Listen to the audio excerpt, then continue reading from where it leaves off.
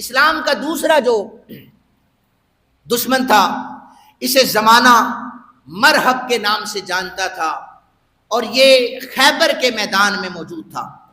آپ کو یہ روایات آپ نے سنی ہے، مزید تحقیق سن لیں آج۔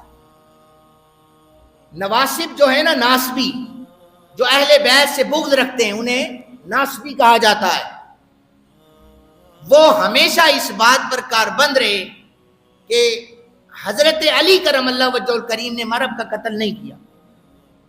پتہ نہیں حضرت علی پاک سے انہیں ویر کس کا ہے، انہیں ذکر برداشت نہیں ہوتا۔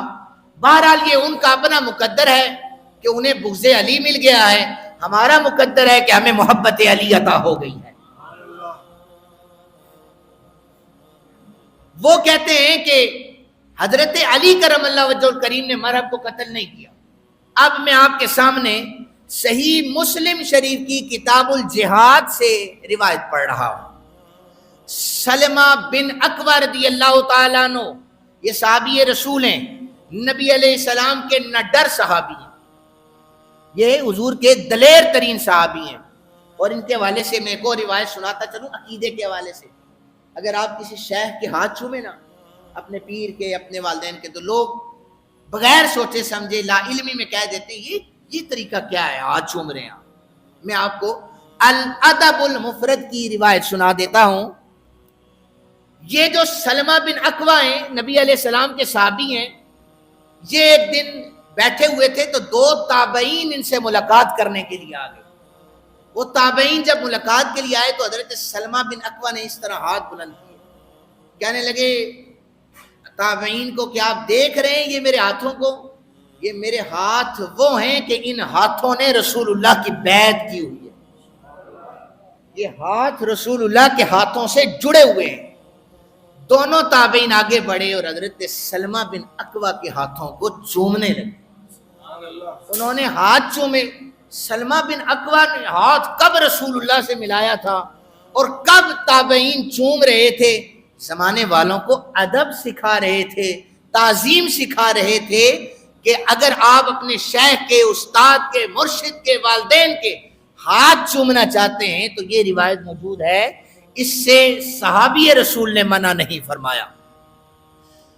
یہ کہتے ہیں کہ مرحب نے جب قلعہ کاموس سے آ کر للکارا تھا تو میرے چچا حضرت سیدنا عامر رضی اللہ تعالیٰ عنہ آگے بڑھے تھے، کہنے لگے مرحب کا مقابلہ میں کروں گا۔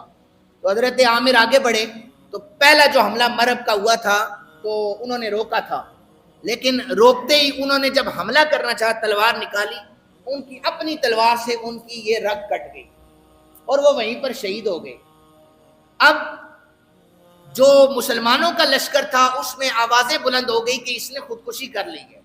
حضرت سلمہ بن اکوع پریشان ہو گئے، کہنے لگے کہ میں تو اتنا غمگین تھا کہ میرے چچا نے اسلام قبول کیا ہوا تھا، مسلمان جتنے بھی تھے ان کے سامنے بظاہر لگ رہا تھا کہ نفس خود کاٹی ہے، تو کہنے لگے کہ سب انہیں خودکشی کہہ رہے تھے۔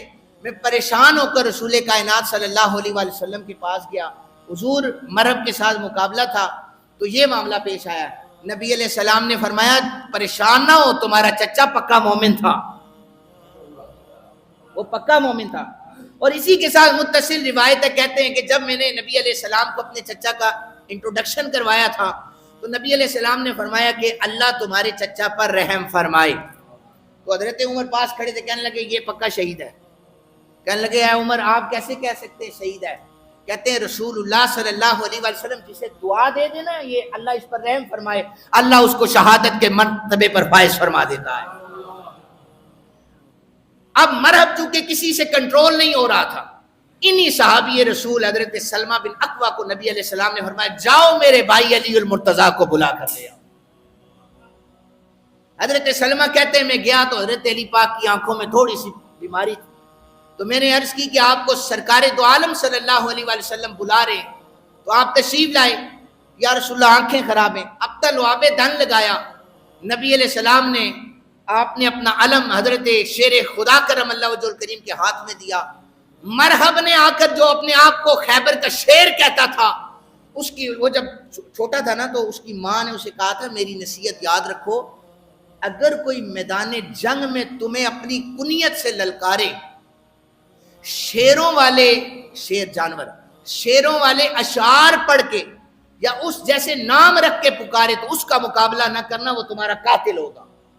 تو جب مرب نے کہا تھا نا میں نے فلاں جنگ میں یہ جوہر دکھائے ہیں، تو حضرت شیر خدا کرم اللہ وجہ الکریم نے کہا تھا میری اماں نے میرا نام حیدر رکھا ہے، جسے زمانہ شیر کے نام سے جانتا ہے، تم حملہ کرو ہم بتاتے ہیں۔ مرب نے حملہ کیا، حضرت مولا کائنات کرم اللہ وجہ الکریم نے اس حملے کو، وہ جو تلوار کا حملہ تھا، اس سے اپنی ڈھال سے بچانے کے بعد ایک ہی وار میں مرب کا سر تن سے جدا کر دیا۔